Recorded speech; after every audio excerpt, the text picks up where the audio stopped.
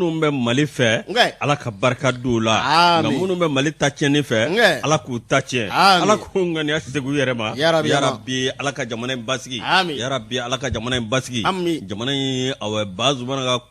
ko don Ala ka hinɛ a la min ye an ka maaba kun do dɔnkilidalaba jelikɛba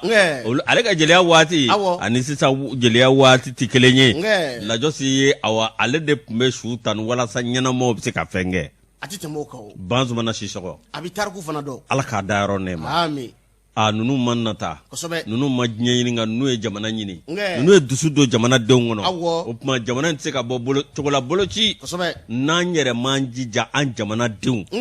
an ka wuli k'an jɔ surasi t'a ban donso t'a ban maa wɛrɛ si t'a ban an jamanadenw kɔ fo sursaut national Ala k'a kunnaja Ala ka sababu ɲuman d'an ma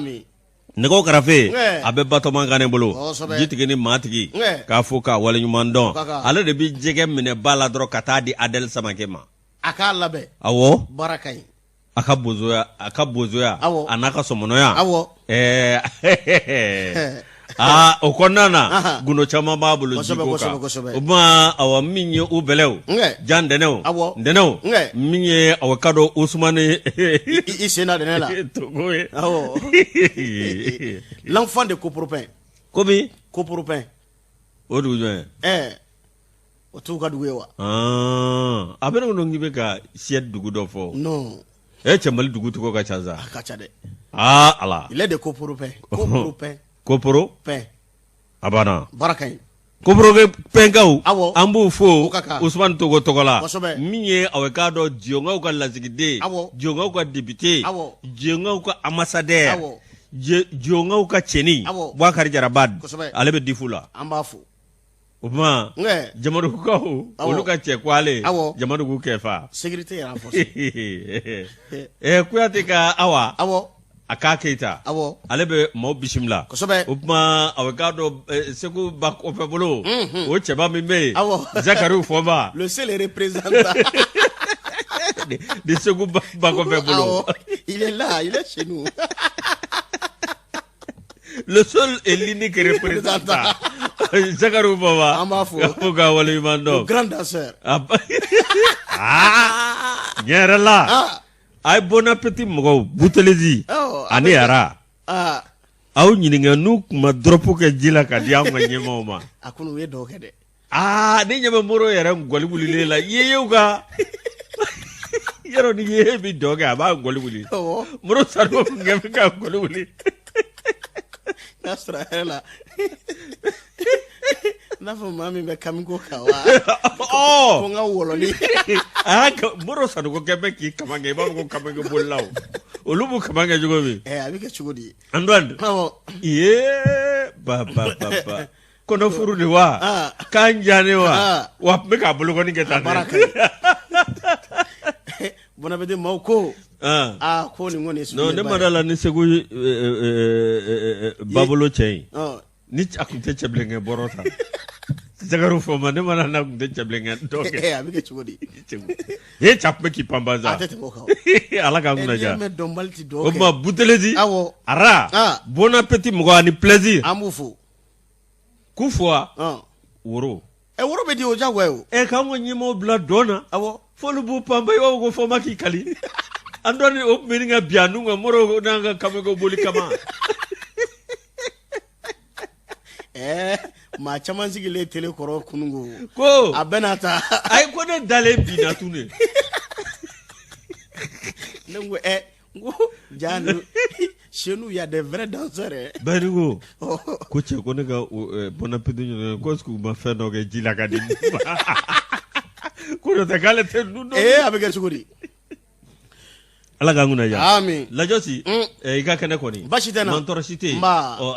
Kolokani radio islamique Yusuf Jaabi a n'a ka mɔgɔw Lajɔsi u farala an kan a tɛ tɛmɛ o kan an ka fo ayiwa Yusu an b'i fɔ k'i waleɲuman dɔn bi ye k'a dɔn alamisa ye kalo tile 16 septembre kalo don san 2021 lamɛnbaaw Mali kɔnɔ ale ni Mali kɔ kan an b'u fo u ka timinandiya n'u ka wulikajɔ la sanga ani waati an k'ale k'a dɔn min ye kibaruya ɲuman ye k'a di maaw ma min bɛ tali kɛ kunnafoni di gafe nin y'a waati wati yusu abi sebe nansara kala eni ne amba bayile mabama ngala jama fama ka se ka tafa do o siratiga la ika do arajo chamambe olu kembe kutige di amo anga se ka kuna foni ngoni jense fa bela jele ve arajo benka akere wani nga ufe ka lambe ba foku wale nyimondo arajo dambe be kere wani ni wati na lambe ba ku foku wale nyimondo arajo dambe jijeni ka ufe jijana ka chedo amu fu ka timina janu ka wulika jola arajo yere ko si samarala benga jangine ka foni nga wale nyimondo amita ka do wole sebugula min ye ka do faso kanu lambe ba ka lambe ba bela jele foku wale nyimondo kolo masa be ni wati na Abdoulaye Dumuya afokorosi bi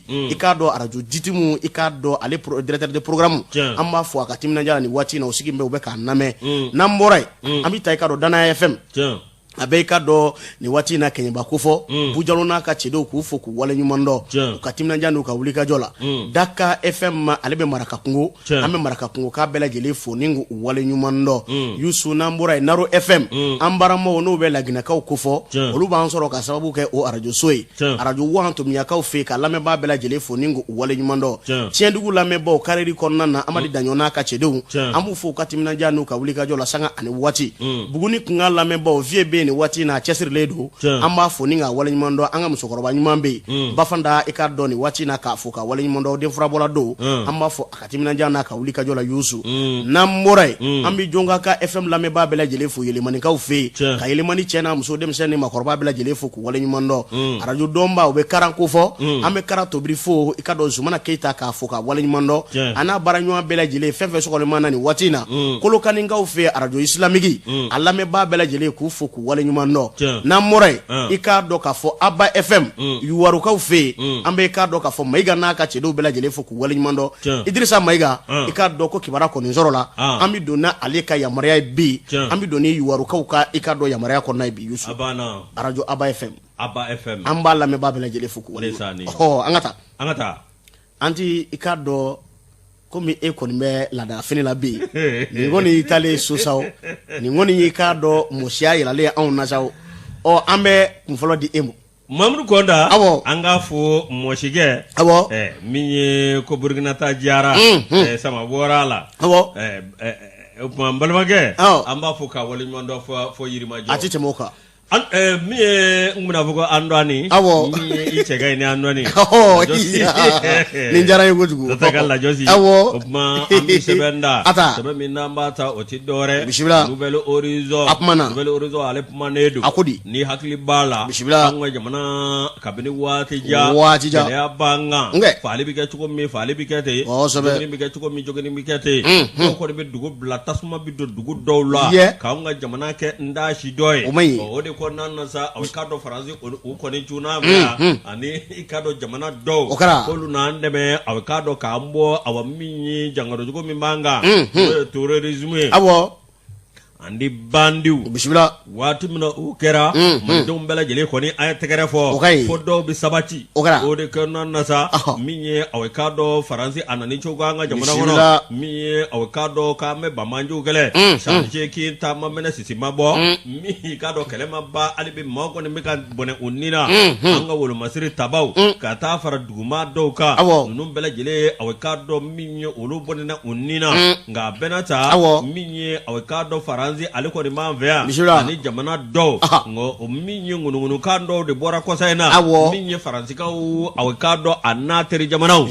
Europe jamana yo kugwa ukamana ko rishu awkado oluka mercenaire do bena anvea kabno de karasa minye awkado faransi chokoroba ni verni ndegeni no ye Jean-Yves Le Drian lutigi awkado Jean-Yves Le Drian aliko ni ga Europe la jelike manganye anzega jeni ne choko shila minye awkado oluni richite nywa ngambo minye awkado nyerela ni richi ko nana minye onga jamana kono ku bena awkado minye jugu kele oluti jena bi oluti jena siri allaba ko lu nuka mabele jele samaka bo minye alman vana tuguro olu nofe nga eburuta la joso te awa gafe kono de onga boyan fana be alman ngangui ugo da tugu faransi ko de Macron tewa ay musokoroba che election nata maya perdi ala ka perdi mama perdi ala ka perdi wambali de munumbe munume faransi ni faransi papier bulo na voter Macron abarabana hal na jara musokoroba kandanga musokoroba mini danga o dɔw bi bi ka dɔ kungo de kɔnɔ abana bi kɛ wala ye a ka cɛni ɲanzɛgɛ awɔ lajosi min ye aliman fana olu ye nin kuma fɔ o de kɔnɔna na sa aw ka dɔn min ye tiɲɛ yɛrɛ la min ye aw ka dɔn ko ni Mali fana ni risiw nana olu kɔni na aw ka dɔn bɛnkan min bɛ olu ni an jɛ min ye jugu kɛlɛli la aw ka dɔn Allemagne ni Faransi ani Union européenne olu aw ka dɔn min ye ani Organisation des Nations Unies min ye aw ka dɔn olu kɔni bɛ Mali kɔnɔ bi nka min ye Union européenne ani Faransi Allemagne olu kɔni y'a jira k'a fɔ ko olu n'u ka koso n'u ka kasaw bɛɛ lajɛlen cɛ min ye aw ka dɔn maa min bɛ yen n'o ye Allemagne ka aw ministre de la défense ye ani Grèce ka dɔn Karampenbara Brouwer n'a bɛ ka manamana ko k'a n'a tɔgɔ man di a tɔgɔ man di bisimila nin ye mun tɔgɔ diya ye ani Grèce Karanka Rebouwer a ti tɛmɛ o kan Karanga Rebouwer o yɛrɛ bɛ taa fɔ cogo la o a tɔgɔ man di min ye lajosi min ye tiɲɛ yɛrɛ la ko ni accord kɛra min ye anw ka maa minnu bɛ jamana ɲɛmaa la bi ka dɔn olu an ni Mali ni Wagner cɛ Wagner aw ka dɔn o ye Irisiw olu ka aw ka dɔn jɛkulu dɔ ye minnu kɔni aw ka dɔn n'i b'olu ta n'u bɛ n'i ka jamana lakana min ye ko n'o tɛmɛna sa olu n'u ka so n'u ka kasaw cɛ min ye aw ka dɔn ninnu kɔni ninnu bɛ ka nin kuma fɔ anw ka jamana ɲɛmaaw anw ma sɛgɛti ka kɛ maa la Irisiw ma sɛgɛti ka kɛ maa la u ma nin kuma mɛn anw da u ma mɛn maa wɛrɛ da i k'a dɔn k'a fɔ ko tɛ te la k'a fɔ ten n'a jara tiɲɛ yɛrɛ la ninnu ka taa ni Ala bɛ min kɛ Mali ye sa u b'o kɛ n'o tɛ san 8 dɔ kɛra ten sa e ma ye n'a ko daminɛna dɔrɔn u bɛ taa Bamanci fɛn dɔ faga ka Yadi ni Kufa to yen u ma fɔ k'u ye dɔ faga sɔrɔ wa n'o kɛra dɔrɔn u bɛ taa dɔ faga ka sin ka mankanba ci k'olu ye seko la n'a ye seko la san joli Ala k'an kunna diya Mali walahi Faransi ye nkalon ye Irisila ye nkalon ye ni Malidenw population yɛrɛ tugura sɔnna u ni wolomasiri tabaw ka baara kɛ n'o ye finitigiw ye n bɛ deli k'a fɔ yan la défaite française de Dien Bien Phu surasima ba population de a ba peuple Américains ka défaite Vietnam surasi tɛ maa wɛrɛ tɛ population de don baara ka ɲi o tuma ni Malidenw sɔnna wallahi an bɛ dankari ninnu na Ala k'an kunna diya min ye Demba Konde ni ale ka fasiri ye an y'a bɔ sɛbɛn kɔnɔ sɛbɛn minnu b'a wele ko Nouvelle Horizon baara ka ɲi Youssou n y'a fɔ n ko i k'a dɔn Mohamed I Mayiga radio Aba FM ale directeur de programme k'a sɔgɔmana nin waati in na an b'u fɔ k'u waleɲumandɔn y'u wari Youssou min ye k'a dɔn k'a fɔ indicateur Joro Nouveau ye ale kumana a ko min ye yuruguyurugu kɛlɛli ye ale ni ɲangilibaliya i k'a dɔn anw ka jamana kɔnɔna na colonel Assimi Goïta ani kiiritigilamaw ye ɲɔgɔn ye k'a ko k'a ka dɛmɛ bɔ u yɔrɔ Youssou min bɛ tali kɛ kiiritigilamaw la olu taara Kuluba a kɛra tarata tɛmɛlen fasirikɛba ko min ye furancɛ fanga maa ɲɛma ye n'o bɛ colonel Assimi Goïta ko fɔ a kɔni y'a jira k'a fɔ bi fanga kɔni bɛ ale bolo nka k'a ka dɛmɛ ni dɛmɛ a bɛ kiiritigilamaw ye u ka se ka kiiri tigɛ a ɲɛmɔ o k'an bɛ don min ko min bɛ yen k'u bɛ ka ɲɔgɔn kan fɔ min bɛ tali kɛ fanga ale ni kiiritigilamaw la k'a sababu kɛ wulikajɔ caman o bolodalen don fasirikɛba ko min ye k'a dɔn Choguel Kokala Mayiga min bɛ tali kɛ premier ministre la ale ni k'a dɔn kiiritigilamaw kelen kɔrɔ kɔ ka ɲɔgɔn ye o fana y'a ka dɛmɛ kɔni da ka ɲɛsin kiiritigilamaw ma u bɛ se ka baara kɛ ladiriya kɔnɔna na cogo min na ko o kɔrɔmasuru ye jumɛn ye wulikajɔ caman bɛ senna nin waati in na Youssou min ye Kulubakaw fɛ yen kɛrɛnkɛrɛnnenya la i k'a dɔn colonel Assimi Goïta a ye Mahamadu Kasonge n'o bɛ kiiri minisiri ko fɔ a n'a tɔɲɔgɔnw k'a y'u kɔni bisimila maa fana tun bɛ i k'a dɔn taamakɛlaw tu la n'o bɛ Cour suprême maa ɲɛmaa ko fɔ Wafi Wugaden Youssou Wafi Wugade ale kɔni fana i k'a dɔn a tun bɛ taamakɛlaw tu la kɛrɛnkɛrɛnnenya la maa mun taara Kuluba ni ka taa i k'a dɔn jamanatigi n'o bɛ tali kɛ i k'a dɔn furancɛ fanga maa ɲɛmaa ale ka wele ni ka taa a jaabi fasirikɛ b'a ko dɔ tɛ kumana fɛn min kan u bɛ tali kɛ kiirikow kan a bɛ se ka sabati cogo min na anw ka jamana kɔnɔna na kiiritigilamaw olu ka lakana kow kumana o kan u ka taabolo n'o ye condition de vie u fana kumana u bɛɛ lajɛlen kɔni kan yuruguyurugu kɛlɛli min n'o bolodalen bɛ anw ka jamana ɲɛmaaw fɛ o baaraw bɛ se ka sabati cogo min na u kumana o fana kan parce que ba ko ni jateminɛ kɛ i k'a dɔn k'a fɔ maaba fila minɛna kɔsa in na n'o bɛ ministre fila ko fɔ a kunkanko kumaraw cayara kosɛbɛ a kɛra sababu ye cour suprême i k'a dɔn a ma ɲɛma a k'i sɔnni sigi kow bɛɛ lajɛlen kan k'a jira k'a fɔ ko kuma caman fɔra a ko kɔni dala nka kiiritigɛlamaw ma min kɛ don min na o de ka ɲi olu ka baara ye fɛn min ye o ye ka baara kɛ jɛlenya kɔni kan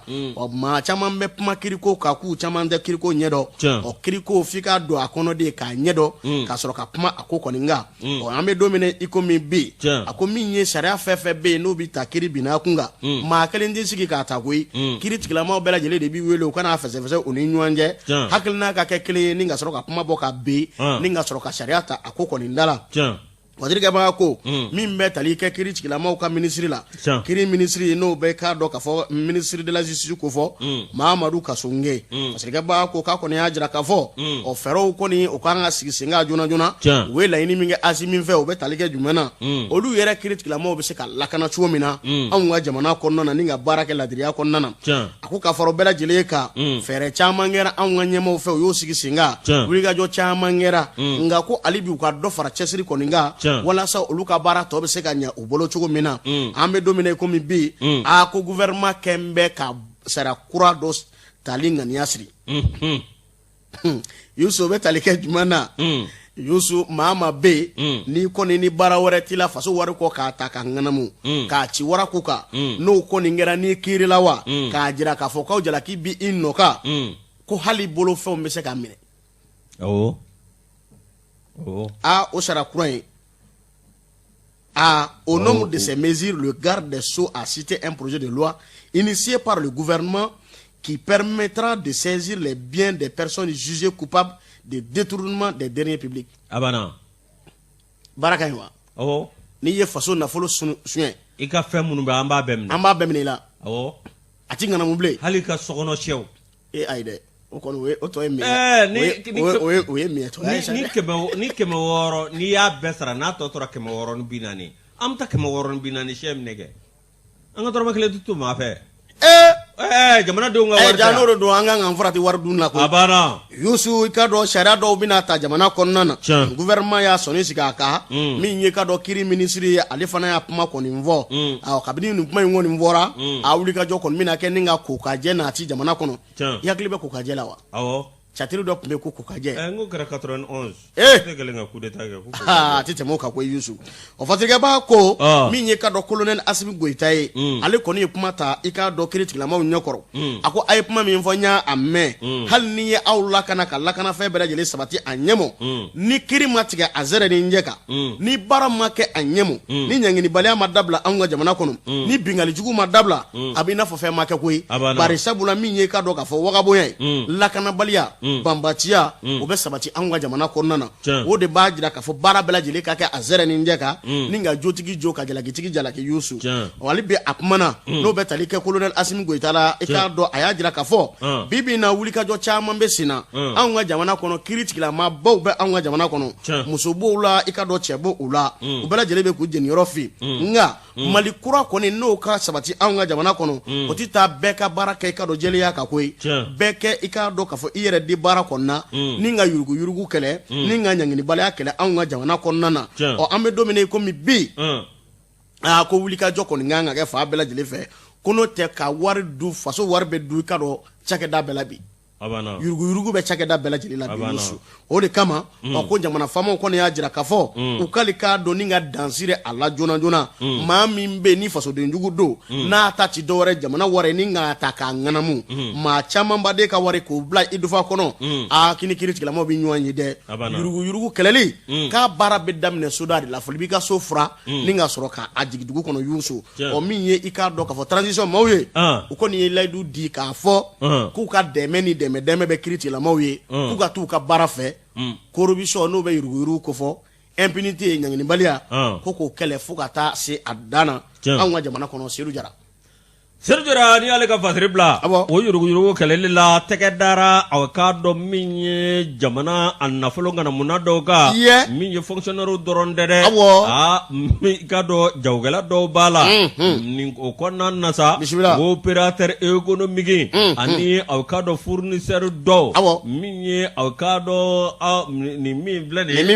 i ka dɔn olu kɔni bɛ awa min ye tiɲɛ yɛrɛ la u bɛɛ mɔgɔw ka bolo kan bi n'o ye an ka kiritigilamaw ye waati dɔ pasera sa min ye a bɛ k'a dɔn jamana in sɛgɛnna ten jamana in fɔrifɔrila ni barika tun tɛ jamana in na ɲama sɔrɔ a bɛɛ lajɛlen fɔrifɔrila ka ban nka a bɛna taa a k'a dɔn ko maa mɛn cogo o cogo ala ka sebaaya n'o nana ani awa min ye adamadenw hakɛ n'o nana o bɛ se a bɛɛ lajɛlen la min ye lajɔsi i b'a ye k'a fɔ maa dɔw bɛ yen olu kɔni ko sɛmɛ bɛ a bɛ k'a dɔn kaso b'a la bi dɛ o maaw a bɛ k'a dɔn u bilalen don kiritigilamaw ɲɛkɔrɔ fɔlɔ sɛgɛsɛgɛli o de bɛna kɛ n'o y'a sɔrɔ tiɲɛ yɛrɛ don yalima ni tiɲɛ tɛ o na dɔ min ye a bɛ k'a dɔn maa dɔ bɛ yen Musa Amadu Ali Ɲangado Musa Fanɛ ani Abdramani Keyita ninnu saba bɛɛ lajɛlen ye jagokɛlaw ye tiɲɛ yɛrɛ la Asimu merci merci dɔ kɛra ten sa bon secondo an ka taa a banna min ye tiɲɛ yɛrɛ la ninnu kɔni a bɛ k'a dɔn min ye jagoman fila ani u ni jamana min baara kɛ ɲɔgɔn fɛ a y'a sɛgɛsɛgɛli dɔ kɔni a bɛ k'a dɔn o bi senna min ye pôle économique fɛ n'o jaba la ACD min ye nin enquête min bɛ senna i k'a dɔn maa dɔw kɔni bɛ na a bɛ k'a dɔn ni ye ka taa n'u ye kasɔrɔba la fɔlɔ dɛ min ye a juge d'instruction juge min bɛ a sɛgɛsɛgɛli kɛ n'o bɛ pôle économique et financier la Bamakɔ o kɔni na ko bɛɛ lajɛlen ɲɛnamaya k'a da kɛnɛ kan o de kɔnɔna na n'i ye jateminɛ kɛ miliyari 1,000 ani miliyari 200 kɔ o de kɔni taara aw k'a dɔn waati dɔ la min ye aw k'a dɔn loi de programmation militaire Ibiri Boubacar Keïta ka waati la i k'a dɔn o nafolomuguba in a bɛna ta min ye nafolomugu kɔni bɔra ka maramafɛn minnu a bɛ k'a dɔn ni a fɔra k'a bɛ don olu la ni k'o di an ka surasiw ma walasa u bɛ taa jamana kɔlɔsi dɔw de fana y'u da u ka k'o kɛ ŋani ninnu ye maafalaw ye koyi jeliminɛw don da jila hilala mamara sugula maa y'u lajaba ala k'u lajaba baraka ye ni sutura fɛn fɛn b'u la ala ka sutura ta ka b'u kan a tɛ tɛmɛ o kan o lajosi min ye an ka wolomasiri tabaw min olu minnu b'u yɛrɛ di k'u jeli di ka tila k'u ni san kɔrɔ cɛncɛn na ani cɛncɛn ani kungoloja ani tile kan min ye o nafolo k'o kumaneyaw la u yɛrɛ ka o don a ka dɔn min ye u yɛrɛ la lajosi ko nin ti ɲɛ cogo si la Asimu Goyita min ye aw ka dɔn jamana ɲɛmaa min bɛ bi o y'a jira a k'a fɔ ko kiri tɛ co ye dɛ min ye ɲangini baliya ani kiri kɛ baliya maa bɛ yen n'i ye jamana nafolo ŋanamu a bɛɛ lajɛlen ka minɛ ka n'i jɔ a ɲɛkɔrɔ baraka ye an ka kiri ka tila k'a kɛ ten n k'an burankɛ don Asimi y'an burankɛ ye o safa mɛlɛ de ɲɛna cɛ i mana k'a sɔrɔ tiɲɛ tɛ e bɛ k'a fɔ k'a bɛ bɔ zigana de ne bɔ zigana kɛ bon maintenant ni mɔgɔ a ka mɔgɔ tɛgɛ kɛ mɔgɔ ye fo n'olu kɛra fɛn ye tuma min e ye maliyɛn ka na kariya a mana kɛ cogo cogo lala bi bɔ min bon ni ne kɛ président sisan ni ne kɛ président sisan non e bɛ bɔ Mɔsidugu de an dɔɔni fana ko an b'a dɔn ko il est de Sagebuguni ko il est de Sagebuguni non ayi dɛ ne kɛ ne kɛra président a fɔ ko ne muso n'a bɛɛ bɛ bɔ dugu kelen ne ni Simon tɛ bɔ dugu kelen awɔ a dɔɔni fana b'o fɔ mɔgɔ ye k'a ka mɔgɔ ye ne ye ala ni jɔyɔrɔ man ɲi ni fɔnba kɛra ye Moribo b'a fɔ ko k'ale sugu ka ye ye baara o ma ka masegu cɛ bolo wa a bɛ kɛ cogo di il est de chez nous an ka taa lajosi min ye aw k'a dɔn ni hakili b'a la waati dɔ la min ye a dɔ minɛna ŋanamu dɔ la PDG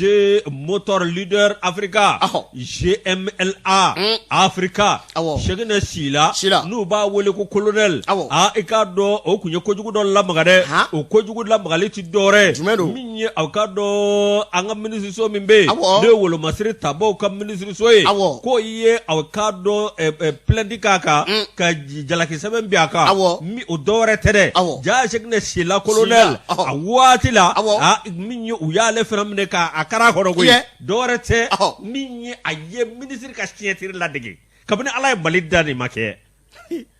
y'a jila sɔni sugu ka da Mali kɔnɔ ne ko mun de bɛ ka minisiri ka siɲɛtiri ladege o ma ɲa ka tila ka dafu ka siɲɛtiri ladege min ye ani bange maa dɔ bɛ yen olu ka BSS maa dɔ bɛ yen olu ka jɛjugu kɔnɔna na dɛ a taara ka taa $7,000,000 ani $900,000 ani $500,000 a y'o bɔ Mali kun. O bɔra anw ka foroba wari la. O bɔra anw ka foroba wari la maa kelen. A ma dɔn a da fɛ. Ko k'a bɔ a da fɛ k'a don a da fɛ wa. Ko a ye siɲɛtiri de ladege e bɛ mun faamu. O ye suɲɛni ɲɔgɔnna kojugu o yɔrɔ kɔni. Suɲɛni kɛnɛkanda dɔw ye. K'a jira ne ko fɔlɔ la Maliyɛnden yɛrɛ tun bɛ siran ŋanamu ni suɲɛni ye i ka dɔn. N ko min misali dɔ ma. Moro Keita ka waati. Lutte contre la corruption. O yuruguyurugu kɛlɛli waati. Yuruguyurugu kɛlɛli. Maa fila.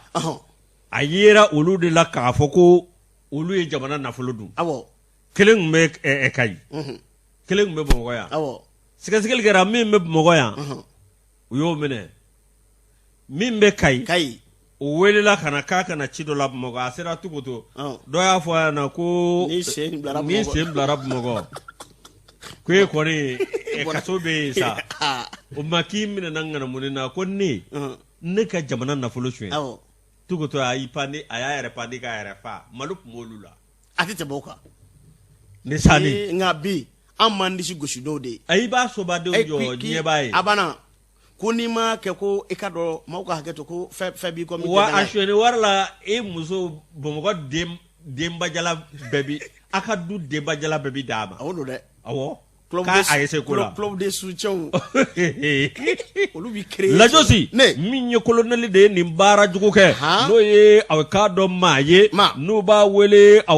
Ala den Sɛgɛna Sila n'u b'a wele ko colonel ale nin ka waati la ani BSS maa dɔ colonel aw k'a dɔn tiɲɛ yɛrɛ la ko min ye aw k'a dɔn waati nana se n'a dɔn a bilara cogo min na aw k'a dɔn o ko kɔni taara aw k'a dɔn min ye ji kan de dɛ Abdramane Diko ni ale ka fasiri ye an y'a bɔ sɛbɛn kɔnɔ sɛbɛn minnu b'a wele ko tribune libre. Baara ka ɲi k'a dɔn indicateur Jiro Nouveau ale kumana Mali ni Laginɛ kunkanko kibaruya o n'a sigi bi koyi Yusufu an ka taa Gana a bɛ Akara ko fɔ bi ye k'a dɔn alamisa ye kalo tile 16 don septembre kalo san 2021 Ganakaw fɛ min bɛ tali kɛ CEDEAO jamana a jamana ɲɛmaaw i k'a dɔn k'olu nata i k'a dɔn kuma koyi u bɛ kuma Mali ko kan u bɛ kuma Laginɛ ko kɔni nka a ko min ye fɛɛrɛw bɛ ka sigi sen kan nka an bɛ don min na i komi bi furancɛ fanga kalo 18 min fɔra o kuma na taa sigi sen kan koyi min bɛ tali kɛ anw ka jamana taw la ani k'a dɔn wulikajɔ dɔ bɛ senna nin waati in na i yɛrɛ ye d'a ma a kuma la n'o bɛ Irisi jamana i k'a dɔn k'a fɔ ka cakɛda dɔ bɛ yen n'o ɲɛsin bɛ ka dɔn kanako mɔ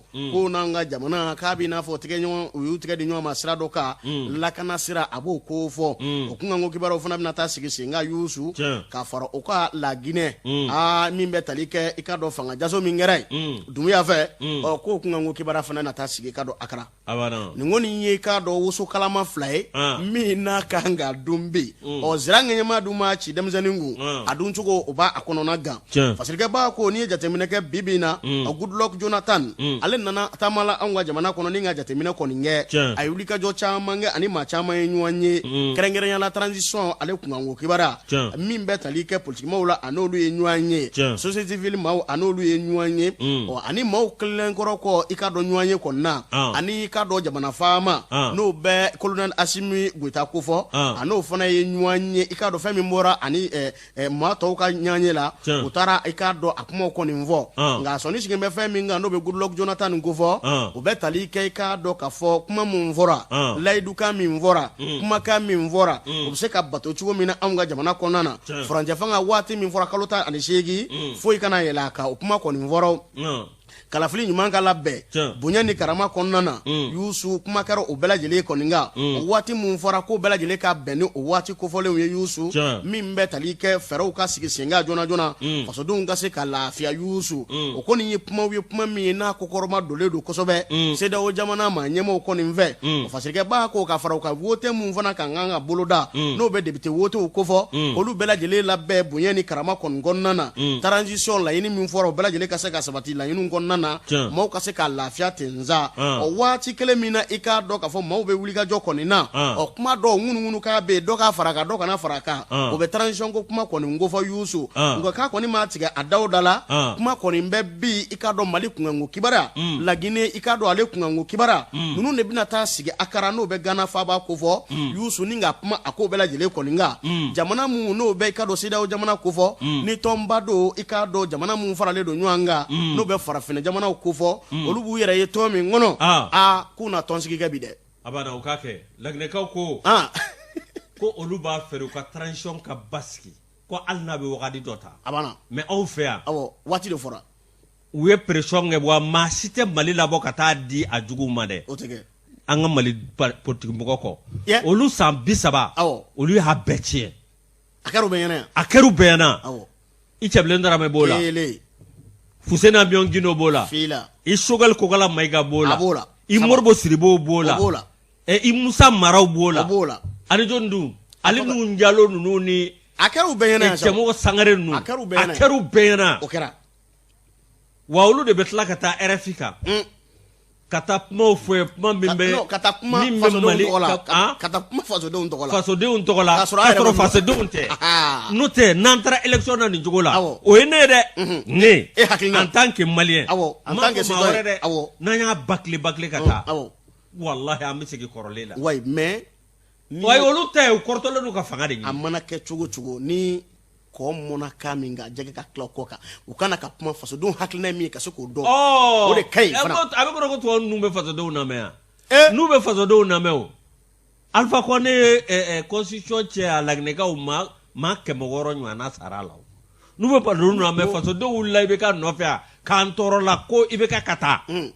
n'u bɛ fasodenw lamɛn a kun tɛ se nin ma a kun tɛ se nin ma olu t'anw lamɛn o an ka politicien minnu bɛ taa Mali feere girin na fanga nɔfɛ k'a sɔrɔ n'u nana a bɛ k'u ɲɛna n'an taara nin cogo la a tiɲɛnen olu de bɛna sigi a la mais i ye fasoden fɛn fɛn ɲininka bi n'i ye maa ta ɲininka ma politique mɔgɔw fɔ dɛ maa 8 maa 9 b'a f'i ɲɛna ko dɔ ka fara transition kan dɔɔni walasa kow bɛ sigi sen kan a lajɛ kɛ Bandaw ni Mukutari Wane olu ye kalo 9 kɛ olu taara ka bɔ yen Choguel Kokala Mayiga kalo 9 ale yɛrɛ ye san tile 100 sɔrɔ kunun bon dɔwɛrɛ tɛ dɛ comme Choguel aussi est politique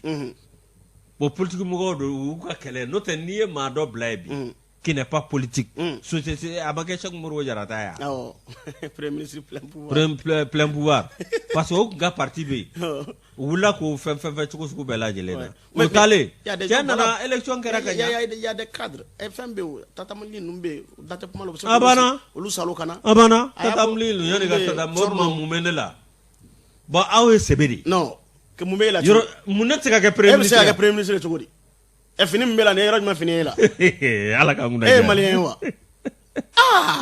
n'a ka sɔrɔ yɔrɔ a bɛɛ ka fisa ni minnu bɛ pɛrɛn-pɛrɛn na ko i bɛ ka taa n'u tilara ka kasi ka boli jɔyɔrɔ nɔfɛ hali bi n'u b'o o ŋanamu na l'imperturbable patriote c'est des imperturbables places ɲinina ala kan kunnaja a dɔw bɛ yen olu ta ye faso ko ye nka dɔw ta yɛrɛ ko ye dɔw ta yɛrɛ ko an ɲɛ b'olu la a dɔw la girin na ye CNT ninnu na ani yɔrɔ Isa Kabujim ka maa bɛ boli la k'a fɔra ko a kana kuma colonel tɔgɔ la bilen dɛ bɛ min f'i ye k'a ka tanu ni nɛmɛ ayi o tɛ wa n kale Isa Kabujim ni ani peut-être ani Asimi bɛ ɲɔgɔn ye occasionnellement attention a bɛ nɔnɔ minɛ attention n'a jara a ka misi dun lajɛ min ye tiɲɛ kan k'ale ma imam gasi sigi ka sigi a kɔ ka t'i bolo 2 da n'i y'a mɛn Isa Kabujim imam Mamu Diko don n'a ma taa bolo 2 da kɔ imam ye an ka bolo da a kun na an bolo da kunna an yafara a to bi toro ka taa fɛ de ala ka kunna ja an ta sugu la wa an ka taa sugu la an bi taa ka dɔ pharmacie courant verte la ka sɔrɔ ka taa groupe commerce kɔnɔna na non men sigi ka Lipton mi Ablaye Mayiga bi i bɛ Lipton mi awɔ Ablaye Mayiga awɔ an ka taa min Lipton mi an ka taa sisan awɔ ka sukaro ni k'a la kɔni awɔ an ka taa muso ŋana don an b'a fɔ ni ka a wale ɲuman dɔn ko jamukan tɛ tɛmɛ a kan fiyewu an bɛ i ka dɔn Kaɲa Aja Sanogo fo zɛrɛni na an ka musokɔrɔba ɲuman don a sigin bɛ a ka tele kɔrɔ nin waati in na a n'a denw n'a mɔdenw ni ka an filɛ a ka duwawu b'an ye sanga ani waati bɛɛ lajɛlen Lajo sa an ba b'a namɛ koyi Tante Awa Jara an b'a fɔ ne ba k'a ka duwawu k'an ye a ka duwawu k'an ye dɛ Lajo sa an ka sɛbɛn da an k'a ta 22 septembre an b'o ta a kumana dɛ Mali ni Qatar ni ɲɔgɔn cɛ tɛgɛnɔ bila kɛra min ye nafolomugu miliyari 22 a n'a kun kan fɛ aw k'a dɔn min ye projet min bɛ yen n'u b'a wele ko PASTEM min ye awa ni baara min filɛ nin ye Banque Islamique de Développement ni ye aw k'a dɔn o ye miliyɔn 37 a n'a kun kan fɛ $30 wari la o wari o bɛ t'i jɔ miliyari 18 na o bɛ kɛ sababu ye i ka dɔn awa min ye ka dɛmɛ kɛ aw k'a dɔn min ye kalan kɛ yɔrɔw ye rive droite b'o la rive gauche b'o la ba kɔ ani ba kini ba numan ani ba kini n'o bɔra yen Buguni b'o la Janjo masaw ka dugu b'o la n'o ye Joyila ye Duwanza Gawo ani anw ka dugu Kati Kayiba Jabate Kidal fo ka taa se Kulukoro ma min ye Kucala Mopti Segu ka taa se Sikaso ma Tombouctou na dɛmɛ na se aw k'a dɔn nin dugu bɛɛ lajɛlen ma min ye aw k'a dɔn minisiri min bɛ yen n'o ye an ka sɔrɔ minisiri ye o ye Alifuseni Sanu ye Alifuseni Sanu ani directeur général de fonds Qataride de développement son excellence Khalifa Al Kouari min ye aw k'a dɔn u ye tɛgɛnɔ bila min kɛ sɛbɛn na o wari bɛ i jɔ min ye dollar wari o miliyɔn 40 na o bɛ t'i jɔ miliyari 22 ani miliyɔn 30 ni aw k'a dɔn filanan kunkan fɛ o de kɔnɔna na sa min ye aw k'a dɔn nafolomugu dɔ bɛ yen n'o ye aw k'a dɔn miliyɔn 24 a n'a kunkan fɛ dollar wari la min ye aw k'a dɔn tiɲɛ yɛrɛ la ko nin bɛɛ lajɛlen ti dɔwɛrɛ a bɛ tali kɛ aw k'a dɔn PASTEM de kan programme pour l'éducation des enfants min ye minnu awa hors l'école minnu tɛ aw k'a dɔn min ye hali kalan na i k'a dɔn a na dɛmɛ na se ninnu bɛɛ lajɛlen ma nin bolonɔbila min n'a kɛra a kɛra septembre kalo tile 14 san 2021 o ambassadeur Qatar ambassadeur Mohamed Al Sunaidi i k'a dɔn ale tun b'a kɛnɛ kan nin min filɛ nin ye aw k'a dɔn u ye danaya ta ka da Mali kan ala ni aw k'a dɔn Mali yɛrɛ ka aw wuli ka jɔ ni an ka minisiri min bɛ yen n'o ye ministre de l'économie et des finances Alfuseni Sanu min ye aw k'a dɔn nin na kɛ sababu ye ka fiɲɛ da bɔ di jamanadenw ma jamanaden min bɛ yen n'a ma kalan a bɛ kɛ fiɲɛba ye jamana ma ni dugu minnu walen filɛ nin a bɛ kɛ sababu ye ka dɛmɛ lase olu ma a bɛ kɛ sababu ye k'a dɔn ka kɔlɔ don denmisɛnw na wa u ye aw min fɔ k'a fɔ ko aw ni a maaw bɛ ta a kalan na ko cɛmanin 50 ani musomanin 50 o ye dakɛɲɛlen ye kɛmɛjɔ o y'a dakɛɲɛlen de o y'a dakɛɲɛlen de a banna Lajosi min ye ɛsɛngane purusa musow aw k'a dɔn olu bɛ ta la ministre de l'économie et des finances a kɔnɔna na sa a y'a ka nisɔndiya yira n'o ye Alfuseni Sanu ye a y'a ka nisɔndiya yira aw k'a dɔn Qatar a y'a jira k'a fɔ aw min ye Qatar ye teri ɲɔgɔnma ani baarakɛ ɲɔgɔnma min b'an ni ɲɔgɔn cɛ ani dɛmɛ min b'an ni ɲɔgɔn cɛ i k'a dɔn nin wari min filɛ nin ye wari aw k'a dɔn wari don koyi nka a bɛ don da min fɛ o de bɛ wari aw k'a dɔn a kɛ wari nafama ye ministre Alfuseni Sanu y'o fɔ a ko ni ala sɔnna ma min ye ni nafolo min n'a dira ko a ka don a da fɛ min ye aw k'a dɔn ministre kɔni tɛna di ten k'i kɔ don a la min ye a bɛ kɔlɔsi de a kan ka taa sira minnu fɛ a baaraw kan ka taa cogo min na a donna da fɛ wa i k'a dɔn a ma don a da fɛ wa ministre ko ni ala sɔnna ma ko bɛɛ lajɛlen ye ale de ɲɛ jɔ a la wa a na ɲɛɲini wari ti fili bilen koyi ayi dɛ n'a dira f'a don wo k'a ye de a banna o de ka ɲi nka i tɛ taa n to a sɛbɛn wa a ma fɔ ko cɛ 50 muso 50 wa awɔ ou bien ministre i ɲɛ b'a wuridi dɛ kɔlɔsi ne ko n ko ale ye biɲɛnkɛnɛ ye o ay de kolosi aw mais mu bien ngene do fana o depuis wa aga koro yogoy ma doke mais bien ala aga koro ni wa do akoku kayo akebe boko karateka aga kere gui ngode wa ngani ni tara ministre le ko be de final la awo ko mi ko si taw nga do bu ala ni ni ministre so nga geleza baraka ki medine ga abana la josi minye awkado alfudere zanuye minye ayajira ka fo awa minye qatar ma adarana de ala sona man na fulo akanga ke minye afiko osrai ma directeur général de fonds qatarere akoni ajira alipi minye awkado mali demeni ani anga baraka nyama okoni awkado sanga anaka wati akoni bita awa minye bade bidwala wa kisade bidwala wa ministre akani so jaira yara bi awkado alibi minye awkado anga jamana akopmala akoko abatiki akana anga jamana gono wala sa dem so biseka kalange ala ka guna ja minye militaire de l'économie des finances ni sebe anga bo 27 septembre o ye shana takwi ale ka journaliste amba foka wali mono reflet d'Afrique ale pumana yusu ko mi moto taxi e ka kembe marabatiga e nga ikado akembe ikado degunye bi de fasirike ba ko ni circulation jati mine bi bamako konnana kerengere yana dugu ba cha mambe fana ka to ka parfait fiere funteni bottom pleni na hanzi ko fe anga smart mame no te adobe wash de ele ofo ebe mumvo Utabe si ko fe sotara ma paranti uye aide otede o ta famion o bisiki dala de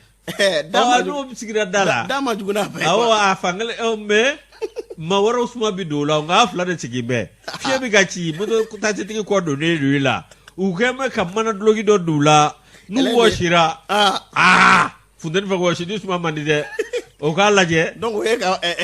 hakile quoi awo ka parfait fie o la do dorangu aywa kabarola nuna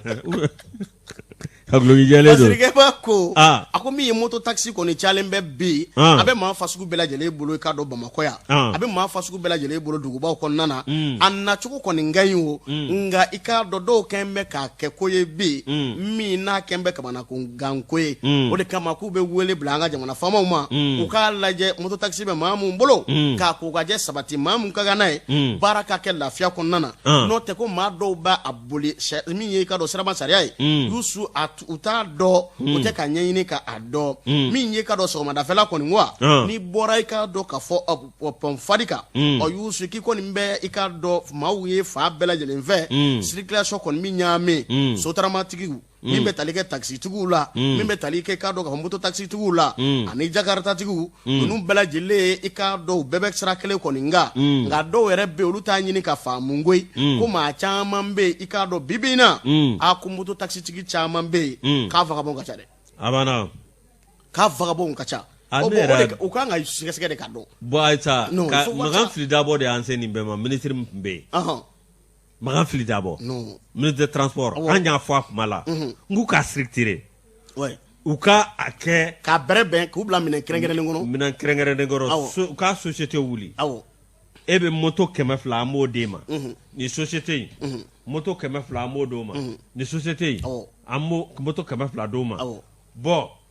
ni société ebe commune 1 moto keme fla abe commune 1 akoni wala moto don robe don abo robe don ni problème yera droit ni abe commune 6 la ni abe commune 4 la donc ube taninga singe uni nyogon cha dama be dola nu aye ma wore bolo no société ka markite u ko mine ko o juge ko do kasolo corruption an nya fo nga organiser ta nga bagan fili dabo ale na le yinye shi ne péage ma ta ka sigi kanin toy ma ali ma do keme ka sanili sambi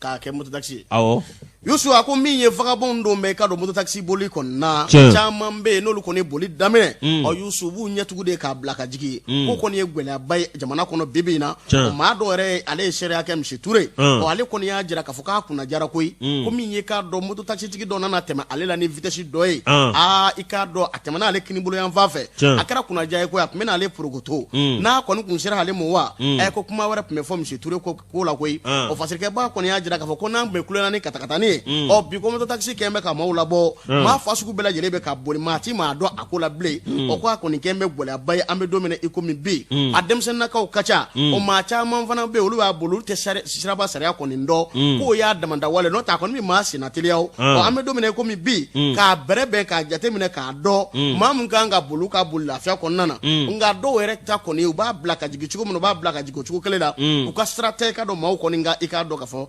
nin kɔnɔna Yusu parce que b'a ko k'a kɔni nana ka caman bɔ i ka don baaratanya la nka u k'a lajɛ k'a bɛrɛbɛn u bila minɛn kɛrɛnkɛrɛnlen kɔnɔ maaw ka boli lafiya kɔnɔna na o vagabond mun don bɛ a boli fana na u ka fɛɛrɛ ɲini o ko la ko ne yɛlɛnna dɔ kɔfɛ o kɛn bɛ ka kasigi dɔn ne bɛ baro la cogo sugu bɛɛ lajɛlen la a laban ne y'a ɲininka n ko e pourtant ko ne b'e dɔn koyi k'ale jɔni ne ko n k'e tɛ janjo ma sa janjo ma sa bɛ moto taxi boli kɛ sufɛ Yusu maya b'a kala cɛnin fɛrɛ ka bon sa filakɛ kɔnɔfuruba jaa bɛ moto taxi kɛ sufɛ i ka dɔn fasirikɛba kɔni ko k'an bɛ don min na komi bi ko lagosili kɔni tɛ nka n'a bɛrɛ bɛnna i k'a dɔn bɛɛ k'i maa kɔni dɔn maa mun b'a bolo sigilamaw sugu ka se k'a dɔn vagabond mun b'a a la ka se k'olu bɔ a la joona joona ni ka kokajɛ sabati ko kɔni bɛ ɲa fasodenw kɔni ma k'a kɛ maa fasugu bɛɛ lajɛlen b'a boli a Yusu k'o ye gɛlɛyaba ye an bɛ don min na komi bi dɛ k'u k'a lajɛ yɛlɛma bolo min kan ka kɛ moto taxi boli ko la u k'o jateminɛ Lajosi n'o tɛ n ko u fana kɛ ka jugu ni taxitigiw ye bi o u ni taxitigiw yɛrɛ kɛn bɛ i b'a fɔ bubu tigɛ ni ayi mais o fana dɔ b'olu ka marché la mais mɔgɔ caman fana bɛ se ka moto taxi ta olu tɛ ka taxi ta dɛ o fɔ de an ka taa ni ɲɔgɔn ye an ka taa ɲɔgɔn dɛ bɛɛ k'i dayirimɛ ɲini lafiya a bɔgɔji ko de ye u ni taxi bɔ ɲɔgɔn na ani san nana ni san nana bisimila e tilala wa Lajosi ne min ye reflet d'Afrique an y'a salo ka bɔ o kɔnɔ a reflet d'Afrique n'i y'o bila min ye aw ka dɔn au conseil des Maliens de l'extérieur a b'u la i ka dɔn k'a sugandira san 5 ayiwa min ye aw ka dɔn ko kura min ye tako 7nan min ye a lajɛ aw ka dɔn min ye lajɛ sigi lajɛ sigilen o kɛra CB la min ye aw ka dɔn maa dɔw kɔni nana min ye aw ka dɔn ka bɔ jamana wɛrɛw la min ye conseil de base aw ka dɔn aw min ye tiɲɛ yɛrɛ la min a bɛ sila k'a ye aw ka dɔn maa 60 olu kɔni votera ye min ye Isaka Traoré o kɛra maa 3 n'o aw ka dɔn Mauritanie min ye tiɲɛ yɛrɛ la o conseil des Maliens de l'extérieur min ye aw ka dɔn jamana min ye u y'a bila aw ka dɔn min ye hukumu min kɔnɔ o ye refondation de l'État ye nka bɛɛ ta min ye Mali kiribulon kɔni u y'a jira k'a fɔ a bɛ b'u si la k'a disqualifié la o ti dɔwɛrɛ k'a sen bɔra la cogo cogo bɛɛ lajɛlen la walasa aw ka dɔn ka kɛ aw ka dɔn au conseil des Maliens de l'extérieur o maa ɲɛma ye nka min ye tiɲɛ yɛrɛ la i ka dɔn yalima o jatira wa ɲininkali tɔ min de bɛ sigi ye ayiwa ala k'an kunna diya amin ala ka sababu ɲuman d'an ma Yusu an ka taa Sénégalikaw fɛ sani waati tɔ ka koro Sénégalikaw fɛ Anglais monsieur i k'a dɔn a ye kojugu kɛ koyi Anglais monsieur n'ale kan ka bigi wurusi mara ni ka bigi bilen mara i k'a dɔn k'a kɔni kɛn bɛ gɛlɛya ye bi in na fasirikɛba ko ni kɔni ye Anglais maître dɔ ye Sénégali n'o bɛɛ i ka dɔn Dakar ko fɔ Cicɛri i k'a dɔn k'a fɔ ko gɛlɛyara a bolo dɛ jaa denmisɛnnin biɲɛnkɛnɛninw de ka di ale ye mugutigininw de ka di ale ye Yusu a kɔni bɛ i k'a dɔn k'a fɔ good morning kɛ sɔgɔmada fɛ good afternoon i k'a dɔn Anglais monsieur kɛ o b'o de fɔ Anglais monsieur Yusu n'a bɛ good morning kɛ classe kɔnɔ good afternoon i k'a dɔn a b'o kɛ sufɛ koyi fasirikɛba ko ale kɔni baara wɛrɛ tɛ ale la a tɔgɔ ko i k'a dɔn Cicɛri Bayi Cicɛri basi nin kɔni ye k'a dɔn lɔgɔli karamɔgɔ min ye ko jala y'a kɛɲɛ dɛ lɔgɔliden maa 3 bɔɲɔgɔn ko Yusu k'a ye kanɔbara dasi o la ka kɔnɔ da olu bɛɛ la k'ala kɔnɔ da olu la ale ka diesel tɛ sa wa monsieur jogo jugudu ka bɔ kɔlɔso in na i ka dɔn monsieur fɛɛrɛw sigira sen kan ni ka jan da a ɲɛ fasirikɛba kɔni ko maa caman y'a jira k'a fɔ ninnu denmisɛnnin ninnu aw k'u bɛɛ i k'a dɔn k'a fɔ kilasi min na nɔnɔmugu denmisɛnninw don u farikolo de ka kuma n'o tɛ i k'a dɔn k'a fɔ kilasi duurunan maaw dɔ y'usu a fɔra de en classe de cinquième Yusu i k'a dɔn k'a fɔ ko sɛgɛmane ekɔlidenw san i k'a dɔn k'a fɔ mun sisan man diya kosɛbɛ koyi nka u sengala de kɔni ka diya Yusu min ye k'a dɔn misi kɔni ye kɔnɔbara dasi ninnu bɛɛ lajɛlen la n'i ɲɛ kun a laban n'a f'i ye k'i k'a dɔn k'a fɔ i ka nɔti ko wa a k'a bi gɛlɛya i bolo dɛ Yusu lɔgɔlidenw kɔni sɔnna a ka fɔta mɔ a kɔni ye k'a dɔn kɔnɔbara de dasi olu la nin cogo in na fasirikɛba ko k'u y'a jira k'a fɔ ko nin ye maa ye maa min ye maa fala ye den naani k'u b'a minɛ o minɛ de kɔnɔ n'o pédophile ye kɔni k'a ye wale de kɛ k'a kan ka kiiri ka bɛn n'a ka wale jugu kɛ ye a banna ala k'an kunna diya Dakarikaw monsieur ye nin gɛlɛya dɛ communiqué bɛ yen communiqué bɛ yen i k'a dɔn Youssou an ye nin sama ka bɔ la sentinelle kɔnɔna na Sénégal 3 jeunes filles tombent en grossesse de leur professeur d'anglais a ko gɛlɛya dɛ communiqué ayiwa ne